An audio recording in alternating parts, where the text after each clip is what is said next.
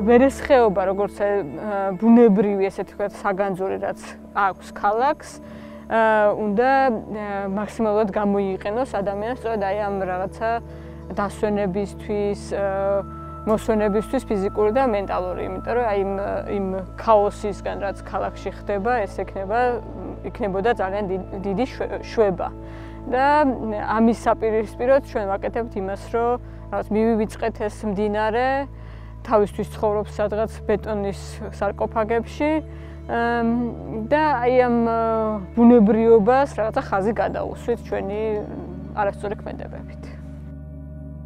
ეს არის შესანიშნავი შემთხვევა, როდესაც ამხელა სარეკრეაციო სივრცე თავისი ბიომრავალფეროვნებით, თავისი ეკოსისტემებით შეიძლება კვებავდეს ქალაქის სარეკრეაციო სისტემას. და ეხლა ჩვენ სწორედ ესეთ ადგილას ავალთ, რომელსაც ეს პოტენციალი აქვს და ეხლა როგორც ხედავთ, ამ პოტენციალიდან არაფერი არ არის. ეს არის ავტობანი ფაქტიურად.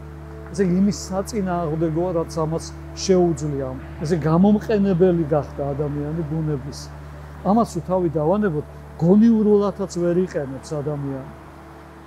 დღევანდელი ადამიანი თბილისში ბუნებას, რადგან ქალაქს აუცილებლად ჭირდება სარეკრეაციო სისტემები. მით უმეტეს ჩვენნაირ ქალაქს, რომელიც ბეტონის ჯუნგლებად გადაიქცა, სადაც სიმწვანე ძალიან ცოტა გვაქვს. და ეს აუცილებლად ჭირდება და აი ამ საჭიროების თვალსაზრისით ესეთი კარგი შემთხვევა სრულიად ვერ გამოიყენა, პირიქით გააფუჭა აი ამ ასეთი ავტობანის აშენება. თანამედროვე გამოცდილებაა იმის, რომ მდინარეები იხსნება.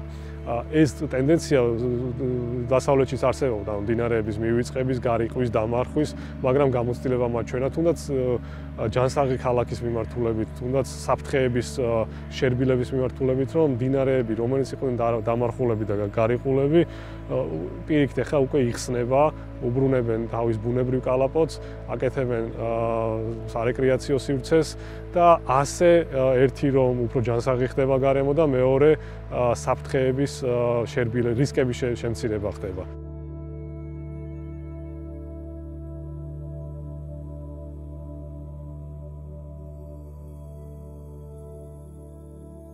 ეს არის თრიალეთის ქედის ის ადგილი, სწორედ საიდანაც მდინარე ვერე თავისი ბევრი შენაკადებით იღებს სათავეს დიდგორის მემორიალთან ალპურ ზონაში და წარმოგიდგენთ, აი უზარმაზარი ტერიტორიას გადის ეს მდინარე, რომ ქალაქში ჩამოვიდეს და ძალიან ბევრმა ადამიანმა არ იცის, მათ შორის მეც არ ვიცოდი დიდი ხნის მანძილზე, რომ მდინარე ვერე, რომელიც მზიურში მოედინება, იღებს აი ამ შიშორიდან სათავეს და საკმაოდ გრძელია, 46 კილომეტრი არის მთლიანობაში, სანამ მტკვარს შეუერთდება.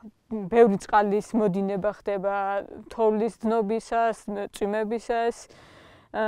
ის სტიქიაც სწორედ აი ამ ხეობაში მოგროვილმა ბევრმა წყალმა გამოიწვია.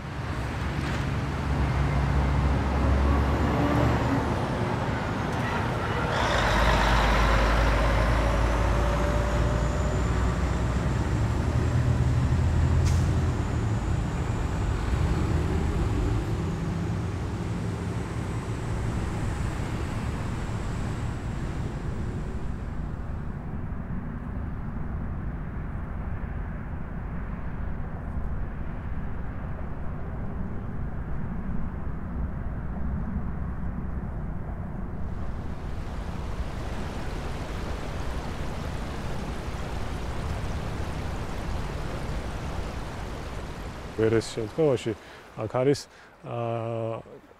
კანალიზაციების კი დაერთებული კორპუსებიდან, რაც და ასევე წყალარინების სისტემას დაერთებული, რაც ნიშნავს იმას, რომ მდინარეს უწევს არა მარტო თავისი ბუნებრივი წყლის გადაადგილება, არამედ კიდე დამატებული წყლების გადაადგილება, რაც მის ფუნქციაში წესით არ შედის. თან ის დაერთებები არის უკანონო, ანუ თუ თეორიულად შედის, არ არის და გათვლილი და არ არის დაანგარიშებული, რას ცვლის ეს დინარისთვის. მაგრამ ეს არ არის ერთადერთი დაბინძურება. დაბინძურება ხა იმ პროცესისთვის არის შედარებით უფრო რბილი ნათქვამი, არის სამშენებლო ნაგავსაყრელები გამართული ვერეს ხეობაშია კი არა, აი პირდაპირ ვერეს კალაპოტში, სადაც ათეულობით სატვირთო მანქანა დღის განმავლობაში მიდის და უბრალოდ ცლის სამშენებლო ნაგავს ვერეს ჭალაში. ისევე როგორც უშუალოდ კალაპოტში. ეს ცვლის ძალიან ბევრ რაღაცას, იმიტომ რომ ერთია, როცა საუბრობთ რომ აქ წყალდობა, წყალმოვარდნა ჩამოყალიბდება და მე ამას ბუნებრივად შეიძლება მეწყერი დაემატოს და ამის დათვლა არ რთული, მაგრამ რა ხდება იმ შემთხვევაში თუ არა მარტო ბუნებრივი პროცესი, აი ეს ყოველდღიურად მატებადი მოცულობების გათვალისწინება უწევს ტრანსპორტირება უწევს ვერეს და სამწუხაროდ ადვილი წარმოსადგენია რამხელა მოცულობების წამოღება მოუწევს მას შემდეგაც ადიდება გამსხვილებას ერთგვარი ხელოვნური გამსხვილება ხდება მომავალი საფრთხის აქ საუბარი არა ბუნებრივი პროცესის რისკის შემცირებაზე, აქ საუბარია ბუნებრივი პროცესის რისკის ხელოვნურ გაზრდაზე. ანუ სხვაგან ვართ, სამწუხაროდ სხვაგან ვართ. იმაზე საუბარი რომ რა უნდა გავაკეთოთ რომ შევამციროთ, ჯერ ადრეა, ჯერ უნდა ვისაუბროთ იმაზე რა უნდა გავაკეთოთ რომ ხელოვნურად არ გავზარდოთ საფრთხეები და რისკები.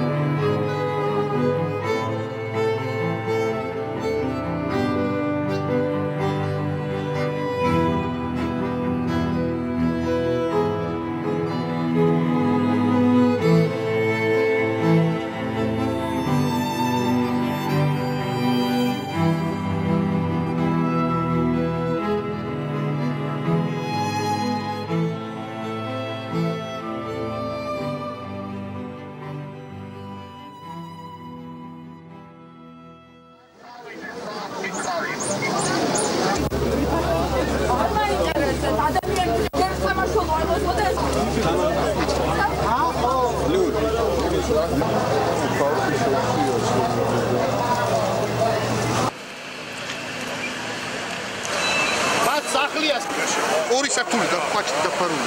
პირველი და მეორე. სამაშველოს გააგებინეთ მაინც უცხარით ხალხო. აჩა შემოამბის სპეციალური გამოშვებას ამ დროისთვის დადბორელი არის ცენტრალური ქუჩების დიდი ნაწილი. ჩვენთან ერთად იმყოფება ირაკლი ღარიბაშვილი. შეფურკა გაიხადა. სვანიძის ქუჩაზე არის უმძიმესი მდგომარეობა.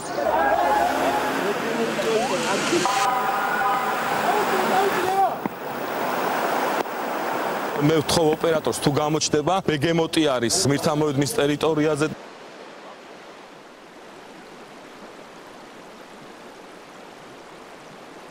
აი თუ ესე დაისმება კითხვა რა ვისწავლეთ 2015 წლის 13-14 ივნისის ტრაგედიიდან პასუხი არის რომ დიდად ვერაფერი. ანუ პირველ რიგში რომ მოხდარიყო საფრთხეების შეფასება, თუნდაც რაღაცა მიახლოებით. მეორე რიგში უკვე ამ იდენტიფიცირებული რთული თუ საშიში ტერიტორიებიდან ინფრასტრუქტურის გატანა, ადრეული შეტყობინებების და სასიგნალო სისტემების მონტაჟი, მომავალ გეგმარებაში ამ ყველაფრის განაწილება, ახლა მარტივი მაგალითი რომ მოვიყონოთ, რაც არ უნდა სიგნალები ეყენოს, ეგრეთ წოდებულ ხეობის ახალგზაში რომ საცობია, აი სიგნალს რო გავიგებთ, სადმა წავიდეთ, საცობში ვდგავართ უბრალოდ, ხო? აი ესეთი კომპონენტების გათვალისწინება, მაგრამ მოხდა სხვა რაღაც. მოხდა ის რომ წეგანო ამბობდი, ანუ ადრე ბრინჯაოს ხანაში უკვე საინჟინრო ნაგებობები არსებობდა, მაგრამ აი ქვის ხანაში არ არსებობდა და უბრალოდ დანაკვირებით ხდებოდა რაღაცა მოვლენების შეფასება, ხო? აი აქ დაახლოებით ქვის ხანის შეფასება მოხდა, როცა უბრალოდ შემოხაზეს იმ ტერიტორიის მხოლოდ ერთი ნაწილი, რომელიც დაიტბორა და მეორე ნაწილი, რომელიც ასევე დაიტბორა, ის არ შემოხაზეს. ესე არ ხდება საფრთხის შეფასება, მით უმეტეს ასეთ რთულ გარემოში, როცა სწორადაც რომ გააკეთო საფრთხის შეფასება, მაინც ცდომილებები გაქვს უამრავი, ხო?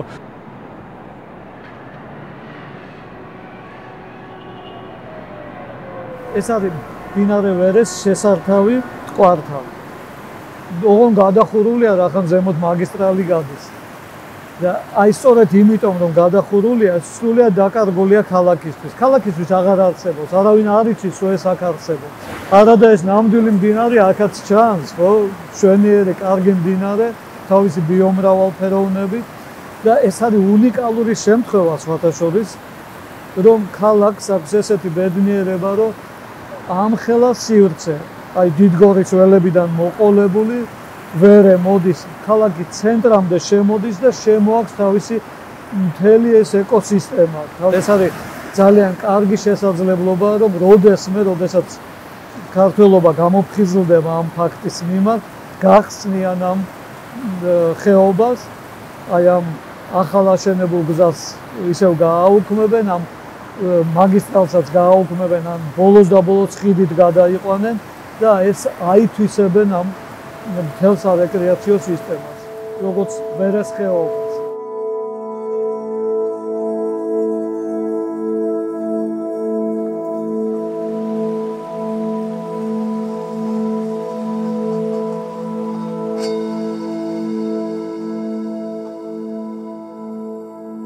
ეხლა ვართ უშუალოდ ვერეს, მდინარე ვერეს ნაპირას, მაგრამ ხედავთ, რომ პარკისგან სრულიად მოწყვეტილია და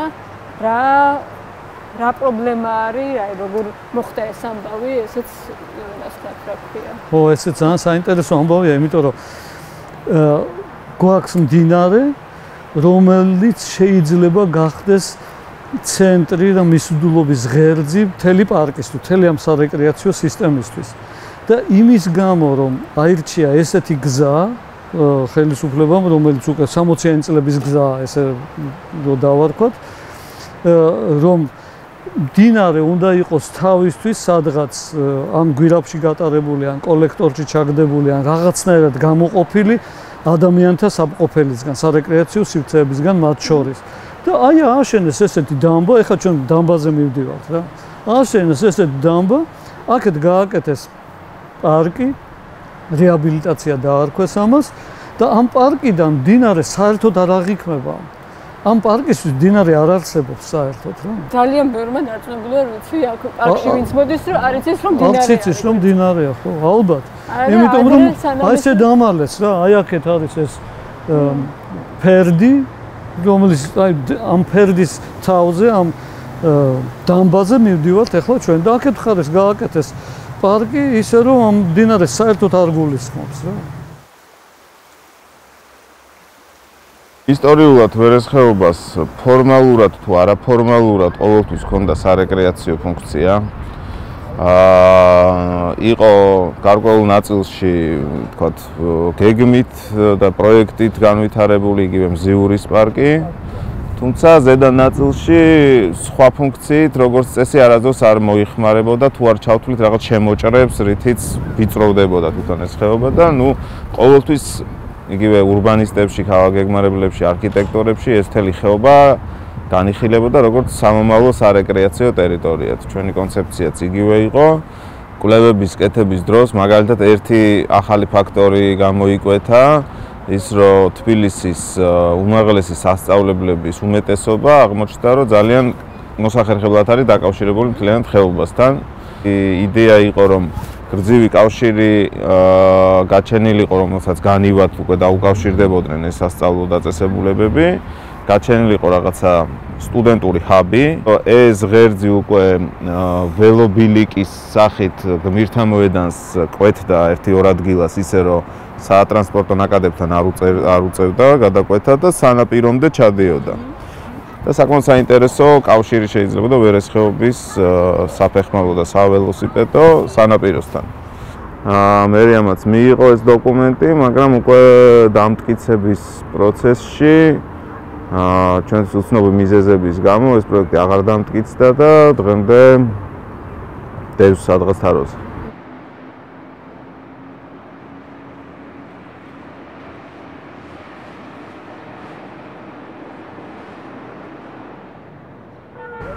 მთელი ეს ისტორია დაიწყო მაშინ, როდესაც რკინიგზა ააშენეს ეს მთა, შემდეგ გაჭრეს. ხო, იქით კონცხზე დარჩა ცირკი, აქეთ ეს სამი ძველი ყაზარმა რო არის, დღესაც დგას ის შენობები. მეფის რუსეთის დროს, აი 11 საუკუნეში უკან არის ისა. აი მაგათ შორის ეს გზა გაჭრეს, ამ ხელსამუშაო დაჭირდათ იმისთვის, რომ როგორმე კიდიგზის სადგური დაეკავშირებიათ მარჯვენა სანაპიროს. 30-იან წლებში აქ იყო ვერეზე გადასასვლელი ერთი პატარა ხიდი და ხიდის აი სწორედ ამ ადგილას. და აქედან ჩამოდიოდა ეს ორი გზა და მესამე გზა იქიდან მოუერთდა. ამის შემდეგი ნაბიჯი იყო პატარა გზით დაუკავშირდნენ მტკვრის სანაპიროს, სანამ სანაპირო მაგისტრალი გაჩნდებოდა. და ეს იყო მეოთხე გზა, უკვე მეორე მსოფლიო ომის მერე. გააკეთეს ვარაზის ხევი, როგორც ქუჩა. ესე მანამდე ეს იყო ხევი. და ესეც კიდევ ერთი გზა. ესე იგი 5 გზის შესაყარი ადგილი გახდა ესა. რომელიც იყო თავიდანვე სატრანსპორტო კვანძი, მეტი არაფერი. და ამას შემდეგ უკვე ბევრად უფრო გვიან, უკვე 2000-იან წლებში მოყვა კიდევ ერთი შეცდომა, მეექვსე გზა დაუმატეს ამ სატრანსპორტო კვანძს, რომელიც აი ამ ეგრეთ წოდებულ გმირთა მოედანს აკავშირებს ვაკე-საბურთალოს გზასთან. და მდინარე ვერე რაღაც მაშინვე დაშვებული შეცდომით, ძალიან პატარა განივკვეთის წყალგამტარით გადის აი ამ სატრანსპორტო იმის ქვეშ, კვანძის ქვეშ და ეს სულ პატარა განივკვეთია, გამოჩნდა მაშინვე. დაიტბორა ესა ზოოპარკი, დაიხოცეს ცხოველები. ბოლო შეცდომა იყო ეს 2015 წლის შეცდომა, როდესაც დუბლი გააკეთეს თავისი აზრით ჭავჭავაძის დუბლი, რომელიც გაიყვანეს გვირაბებში და მდინარემ ეს გვირაბები დაანგრია და ხალხი დაიხოცა. ვაკისა და საბურთალოს უბნების უმოკლესი გზით შეერთება დღემდე ოცნებად იყო გადაქცეული. ეს ოცნება წასრულდა 7 წლების ამ გაზაფხულზე. გზის მშენებლებმა გაჭრეს გორაკი, ღორღით ამოავსეს უზარმაზარი ხრამი, გაიყვანეს შესანიშნავი მაგისტრალი. ვაკე-საბურთალოს გზის გაჭრა საჭირო იყო, ერთადერთი ადგილი, საიდანაც მაგათთან ერთმანეთთან კავშირი შეიძლებოდა, იყო ეგრეთ წოდებული გმირთა მოედანი, ну ის ადგილი, ეს კვანძი. და ამან გამოიწვია ის, რომ ბოლოში, ამ ვაკის ბოლოში, თითქმის ბოლოში გადაწყდა ამ მთის გაჭრა. ეს გადაკვეთა გააკეთეს გვირაბით, ესე იგი მიწაყრილით და არ გააკეთეს ხიდი. ხიდი რო გაეკეთებიათ, გაცილებით მეტ წყალს გაატარებდა და ეს პრობლემა რაც ახლა შეიქმნა. გაცილებით დიდი განივკვეთი ექნებოდა. ფაქტიურად ამ განივკვეთით შეზღუდული არ იქნებოდნენ რა. და ეს ააცილებდა თავს, თავიდან აგვაცილებდა იმ სვანჯის ქუჩის უბედურებას.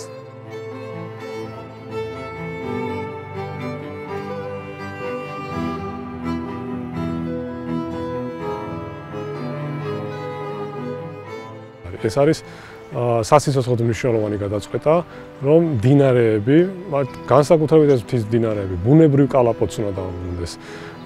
გვირაბებში არ უნდა იყოს ხიდები თუ არის ძალიან მაღალი, უნდა იყოს გზა თუ გადის ხიმინჯები, ისე რომ მდინარის თავის ბუნებრივ სვლას არ შეუშალოს ხელი, რაც ვერეს შემთხვევაში ნიშნავს მაგალითად გვირაბების დაშლას, გზების ხიმინჯებზე დაყენებას, იგივე გმირთა მოედანზე კიდევ ერთხელ დაშლას ამ გმირთა მოედნის და ორივე მდინარის ბუნებრივ კალაპოტში დაბრუნებას და ოდესმე კარგ მომავალში თუ ეს გაკეთდება, მაინც საჭიროა მონიტორინგი. პრევენცია ჯდება 7-ჯერ უფრო ნაკლები, ვიდრე შემდეგ სტიქიის შედეგების აღმოფხვრა, არაფერი რო ვთქვათ ადამიანის სიცოცხლეზე.